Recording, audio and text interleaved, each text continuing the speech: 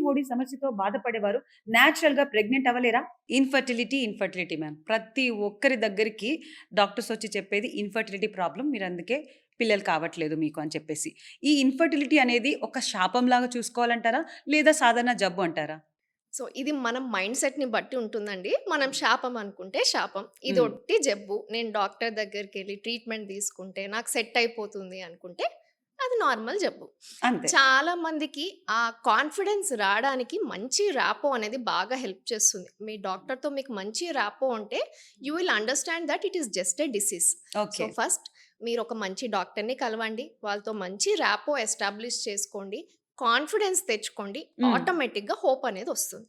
So, ఇలాంటి ఎన్నో సమస్యలకి చాలా చక్కగా డాక్టర్ ఆన్సర్ చేశారు. చాలా వాల్యుబుల్ ఇన్ఫర్మేషన్ గురించి మాట్లాడుకున్నాం. మీరు తప్పకుండా ఈ పాడ్‌కాస్ట్‌ని సోషల్ పోస్ట్ హెల్త్ ఛానెల్‌లోకి వెళ్లి ఫుల్ పాడ్‌కాస్ట్ చూసి మీ అభిప్రాయాన్ని తప్పకుండా తెలియజేయండి.